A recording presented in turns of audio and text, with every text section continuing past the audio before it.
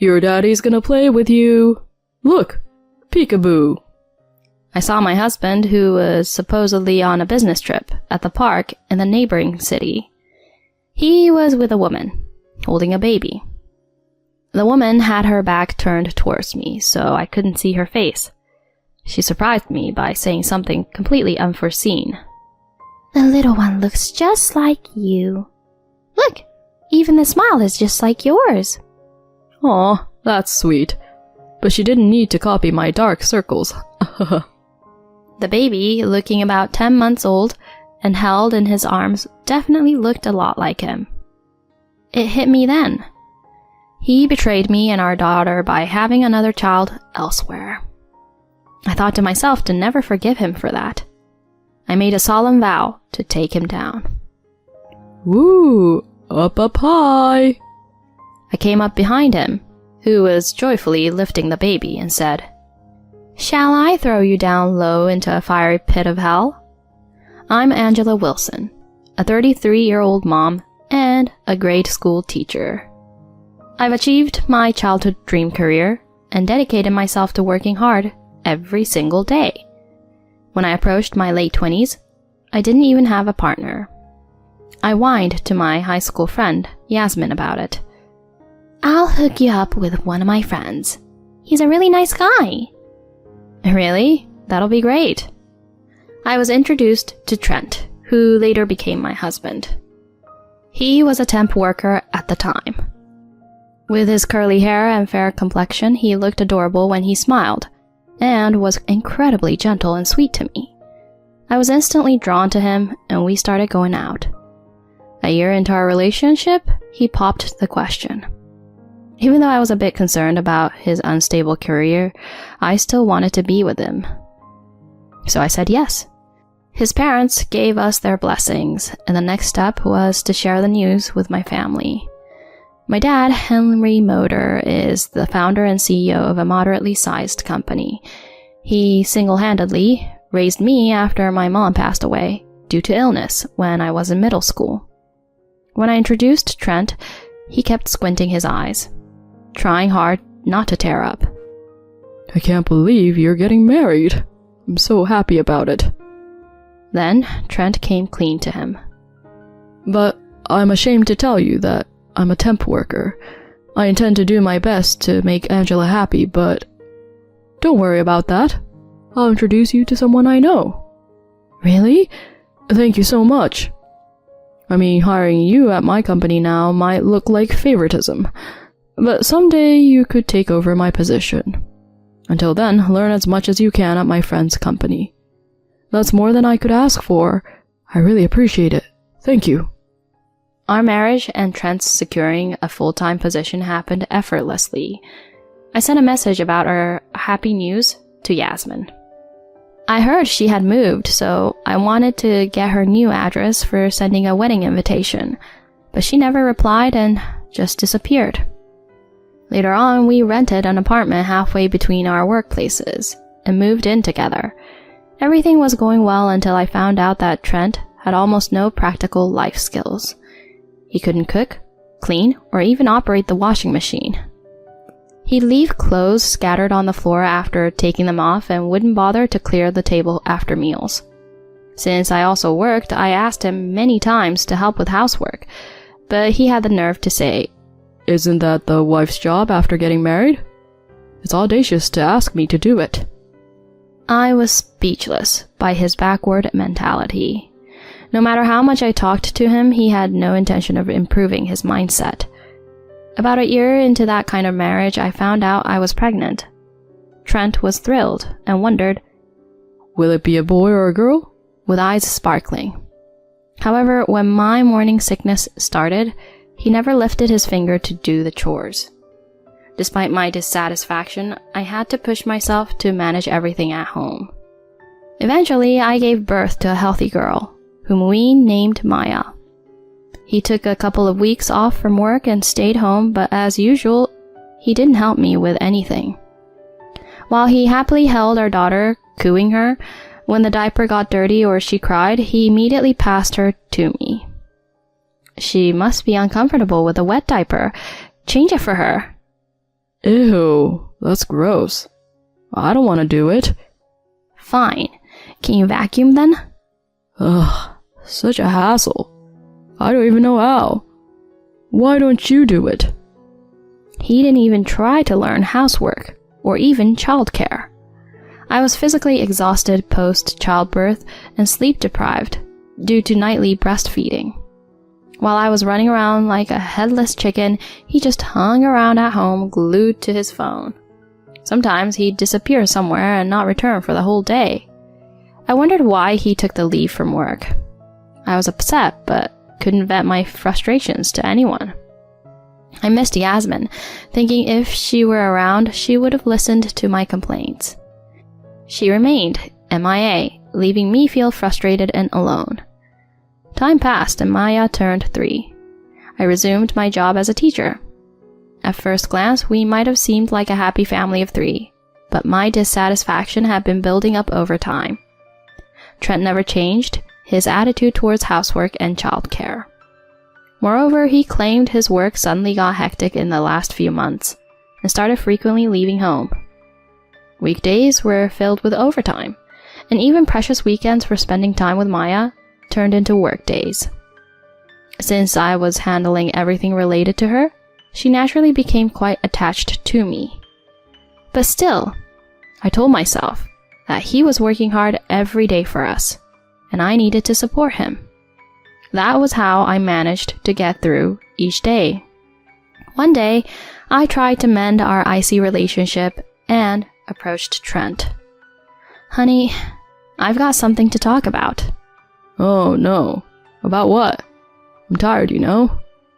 He replied bluntly, scratching his curly hair. I stared at him with a serious expression. Let's go out next Sunday as a family. Not possible.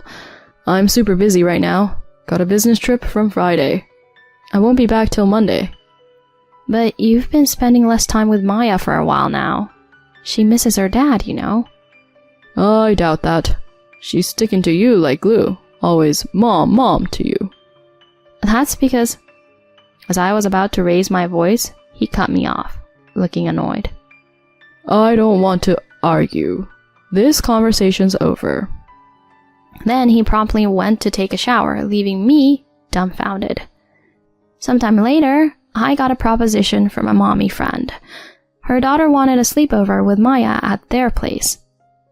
Why not take a break with your husband once in a while? While smiling wryly at her suggestion, I decided to leave her at her house overnight. Trent was on a business trip, and Maya was at a sleepover. My first free Sunday in who knows how many years arrived. I was pondering what to do when my phone rang. It was my dad. Hey, Angela. I've got some errands in Jersey City today, but my car broke down. Can you take me there? Sure thing. I'll be right there. I picked him up and drove to his appointment. Little did I know my life was going to change big time afterward. After dropping my dad off at his friend's house, I parked the car in a Lincoln Park parking lot. I was taking a stroll in the park, enjoying the beautiful late morning, when I noticed a cheerful family. My eyes focused on the father before my head caught up. That figure, that curly hair, unmistakably Trent's. Dad's gonna play with you. Look, peekaboo. The voice belonged to none other than him. I froze on the spot and watched them. The woman had her back turned, so I couldn't see her face. Then she surprised me by saying something completely unforeseen. The little one looks just like you. Look, even the smile is just like yours. Aw, that's sweet. But she didn't need to copy my dark circles, haha. The baby, looking about 10 months old and held in his arms, definitely looked a lot like him. It hit me then. He betrayed me and our daughter by having another child elsewhere. I thought to myself, to never forgive him for this. I made a solemn vow to take him down. Woo, up, up, high. I came up behind him, who was joyfully lifting the baby, and said, Shall I throw you down low into fiery pit of hell? Huh? When he saw me, his eyes opened so wide that they almost popped out of his head. What? Angela? At that moment, the woman turned around. I was utterly shocked to see her face. Yasmin? It was none other than the friend who introduced Trent to me. Seeing my bewilderment, he nervously spoke up. What are you doing here? I gathered myself and glared at him. That's not important right now. Explain what's going on here. Well... He was sweating profusely as he held the baby. Before I could press him further, Yasmin took the baby from him. Oops, guess we're busted. Oh well. Why, Yasmin? Tell me what's going on. Tell you what?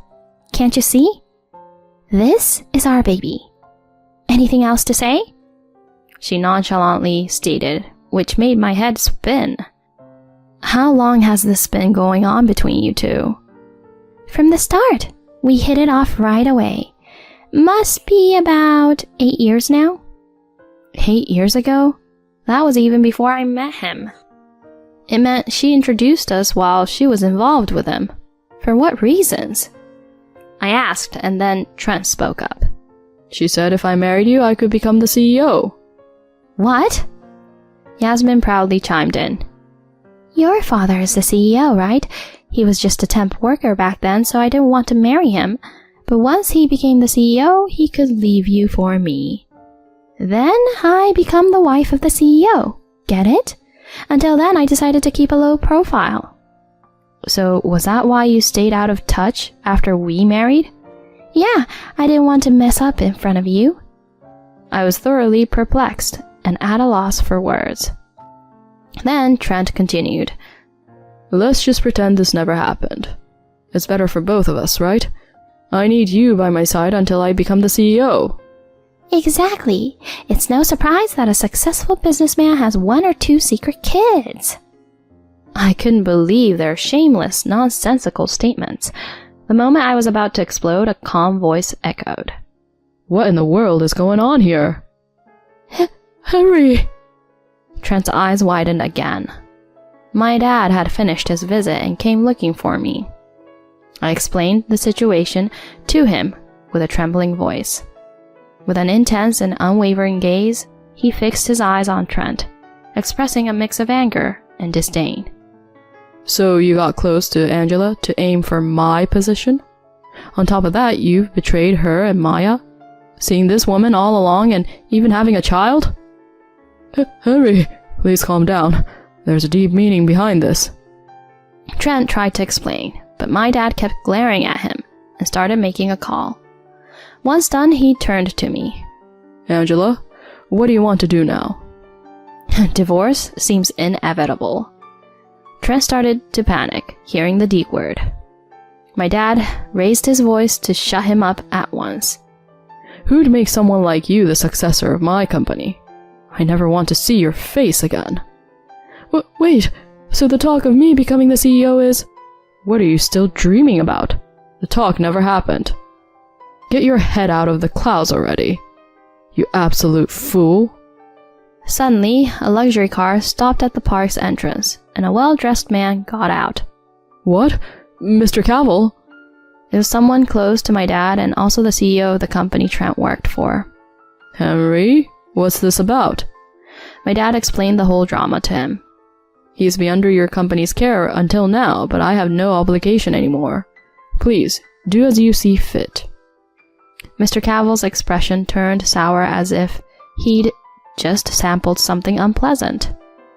I've kept him employed at your request, but truthfully, he's been often late, absent without notice, incapable at work, and causing trouble for everyone around.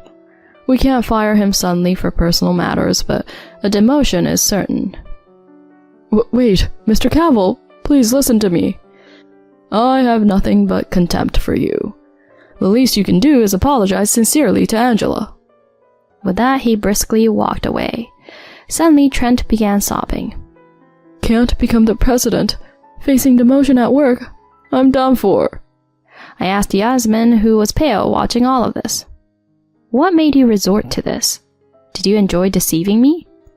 Her eyes, filled with hatred, looked straight into my eyes. I never liked you since high school. You were popular and the daughter of the CEO. Nothing but annoying. Is that the only reason? Mm-hmm. I laughed at you behind your back knowing you were clueless. Served you right. I let out a heavy, disdain-filled sigh. I understand your feelings about me now. Aside from that, you better make sure Trent pays up alimony and child support. Huh? Her eyes widened in disbelief and I continued flatly. Whether you two love each other or not, legally I'm his wife. Knowing that and still having a child, there's no escaping from it.